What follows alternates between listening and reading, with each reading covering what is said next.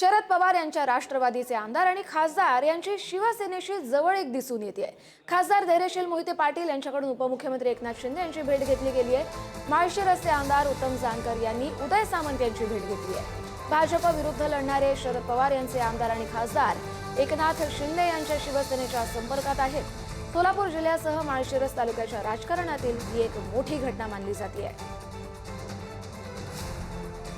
पवारांच्या राष्ट्रवादीचे आमदार आणि खासदार शिवसेनेची जवळीक साधतायत। धैर्यशील मोहिते पाटील यांनी उपमुख्यमंत्री एकनाथ शिंदे यांची भेट घेतली तर दुसरीकडे आमदार उत्तम जानकर यांनी उदय सामंत यांची भेट घेतली आहे। ही भेट नेमकी कशासाठी झाली आहे, या भेटीत काय तपशील आहे तो देखील समोर येईल। मात्र ही जी शिवसेनेशी वाढती जवळीक आहे त्यानुसार काही समीकरण बदल करतात का हे पाहणं महत्त्वाचं असेल। पंढरपूरमधली ही घटना, माळशिरसचे आमदार उत्तम जानकर यांनी उदय सामंत यांची भेट घेतली तर शरद पवार यांच्या राष्ट्रवादीचे आमदार आणि खासदार शिवसेनेशी जवळीक साधतायत। अधिकचे अपडेट घेऊया आपले प्रतिनिधी माऊली डांगे यांच्याकडून। माऊली,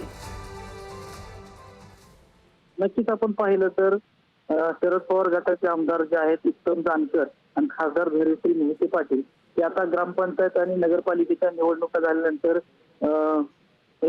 एकनाथ शिंदे यांच्या संपर्कात गेल्याची आपल्याला माहिती मिळत आहे। आपण एकत्रित पाहिलं तर पहिल्यापासूनच उत्तमराव जानकर शिंदे यांच्या संपर्कात होते आणि भाजपशी एकमेव विरोध करणारा आमदार म्हणून यांची ख्याती आहे। आपण एकत्रित पाहिलं भाजप विरुद्ध लढणारे शरद पवारचे आमदार आणि खासदार हे आता एकनाथ शिंदेच्या संपर्कात असल्यामुळे कुठेतरी चर्चेला सोलापूर जिल्ह्यामध्ये आता उदाहरण आपल्याला पाहायला मिळते आणि सोलापूर जिल्ह्यासह माळशिरस तालुक्यात सुद्धा राजकारणात मोठी घटना घडल्याचं आपल्याला पाहायला मिळतं।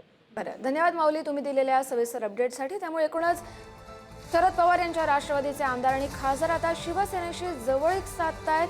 त्यांच्याच घटक पक्षातील महायुतीमधील घटक पक्षातील भाजप विरोधात नेहमीच उभे राहणारे आता एकनाथ शिंदे यांच्या जवळ येताना दिसत आहेत।